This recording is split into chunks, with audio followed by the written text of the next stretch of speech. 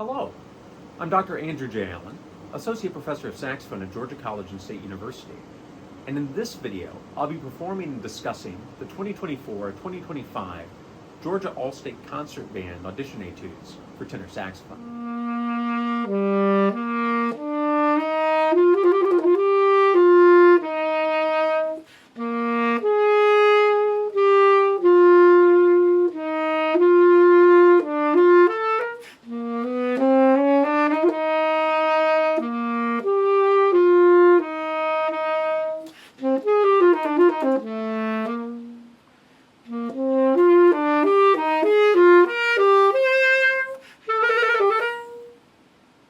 That was a lyrical etude.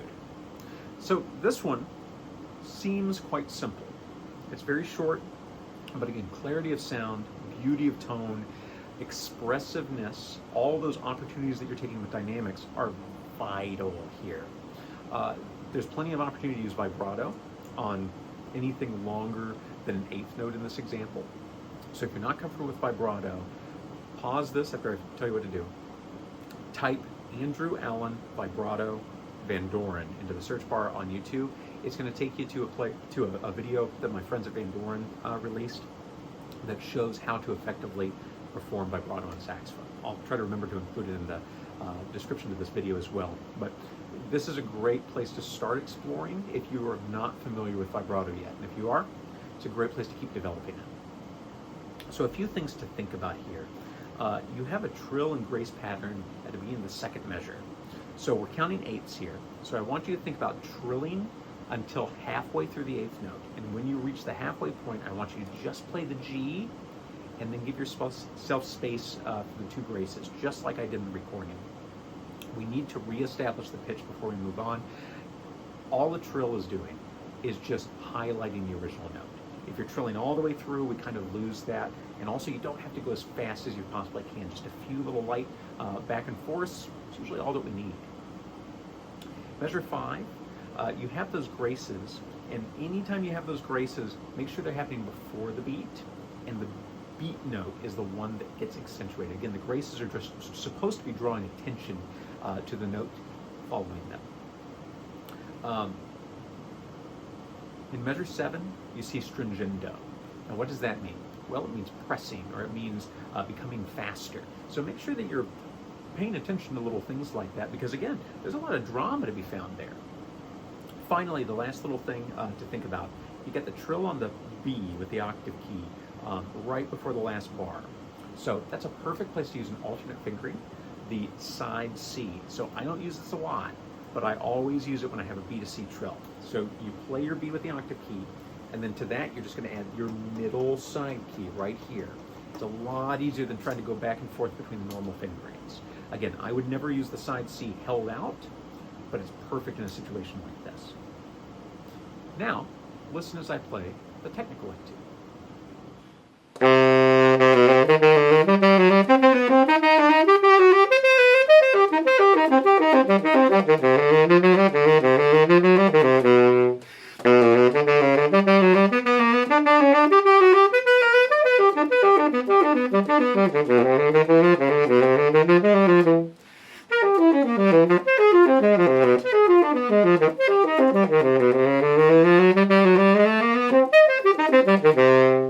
So this is a favorite of mine, Furioso, allo Furioso, with fury.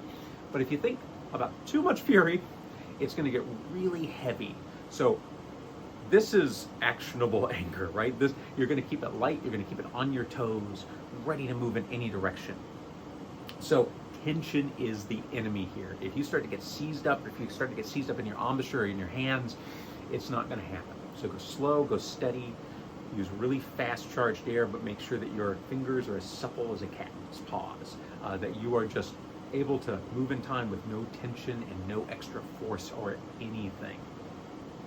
A few little fingering things to keep in mind. In measure 3, the very first note is a high F. So this is a great place, if you're not familiar with this fingering already, to start getting comfortable with front fingerings. Now they'll take a little bit of getting used to, a little bit of adjusting your voicing, and if you're not familiar with voicing, then go looking through my videos. I've got some pointers to start getting used to that. But the front F, you may be used to the palm key F, hopefully you are. It's the same pitch, but with a different fingering. So you can play your octave key, your C key, and then this front button. Some of you may have an extra button above your B key. I've got this little bar, and that's the fingering for the high F. Later, you've got a high E in measure 7. You can also use your front E there. So same thing, it's the octave, middle finger, front bar, and then for the E, you add your third finger as well. So again, that's a great place to start exploring those new fingerings. So in measure 9, just make sure that you're not moving too much. You're going to see those big leaps and you're going to think, I have to move my hands, I have to move my body. No. Watch yourself in a mirror, blow air, use the smallest motion in your hands possible, and just use a light articulation, and it's going to happen. The more you try to change, the harder that passage becomes. Anytime you're leaping through this, you want to use your bis B flat. So if you're leaping between pitches, use your B key, and with the same finger, that little button underneath. If you're going step by step, use your side B flat, which is 1, 2, like an A, and then that bottom side key with the side of your hand. If you abide by that kind of rule of thumb, some things in here are going to be a lot easier. But go slow, use your metronome, practice in small chunks, go slow, and this is going to work for you. Thank you so much for watching this video. If you have any questions or you'd like a free lesson with me, just reach out at the contact information at the end of this video. Happy practicing, and best of luck as you improve as a saxophonist and as a musician.